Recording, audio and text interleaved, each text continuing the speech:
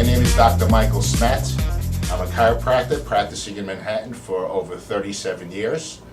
And I'm here to talk to you about chiropractic and how we could incorporate that as part of your lifestyle. I've been involved with Healthcorps for over 9 years now, and I'm proud to be associated with the founders, Dr. Oz and his wife Lisa, and I'm proud to be part of the Healthcorps team. So today, we're going to talk about the subluxation and how the body works and how we could do things to improve. Now, first of all, as we learned before, and most of you took these courses in the earlier with anatomy and learned all about the brain and the spine and the nervous system. So the brain is the only organ that can heal us by sending messages to the organs and instruct the organs what to do.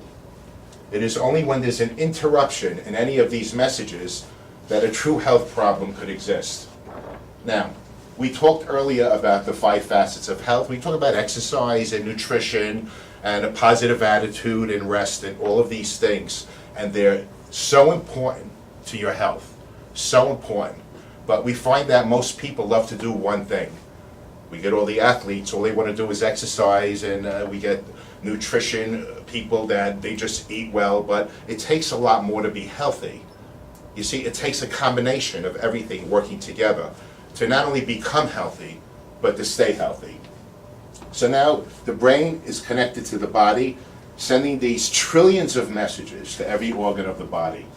Now when any of these messages are altered, that's called a subluxation. And that's when a bone is out of place and it puts pressure on the nerve. Okay, so what happens? In this particular case, this is an actual photograph of a patient that died of kidney failure. And you could see this beautiful, healthy nerve here and here, and you see how this nerve is shriveled up? This was the nerve supply going to the person's kidney. So they did all these autopsies on hundreds of people that, quote-unquote, passed away with natural causes, and whatever organ was related, they found the specific pinched nerve related to that body part. So research has been completed over 120 years ago, and research continues to go on and on and on and on. Now,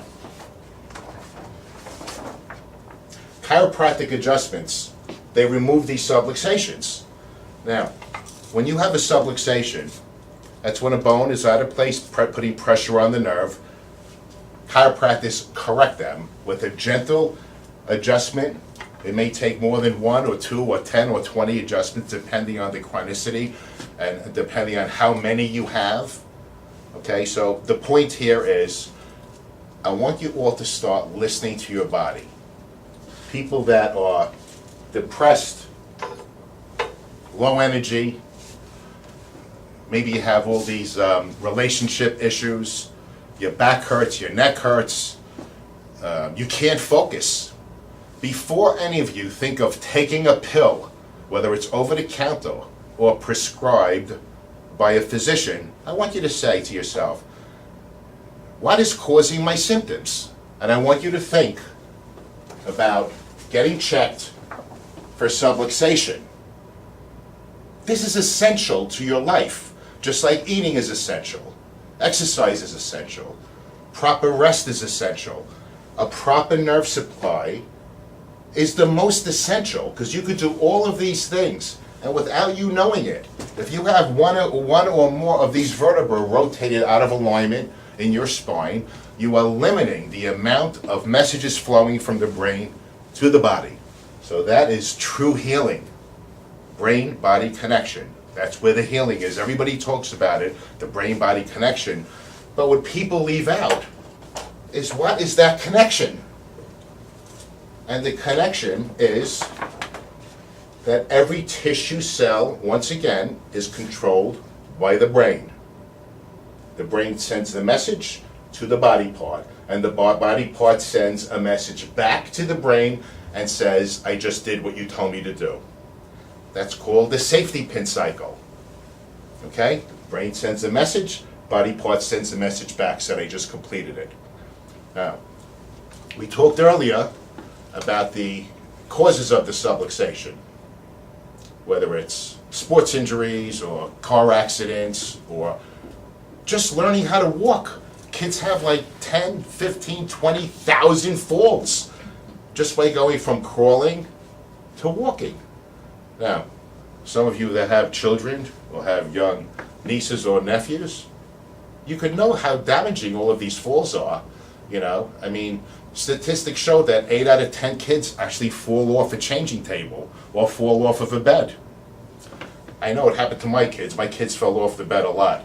And I was thinking before, how could that happen to a child until it happened to me? Okay?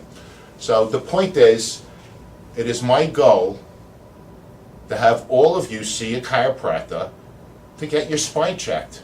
Some of you may not have subluxation, but those of you that do, and it's corrected, your life will never be the same. And I say that in a beautiful and positive, loving way. Thanks for your time.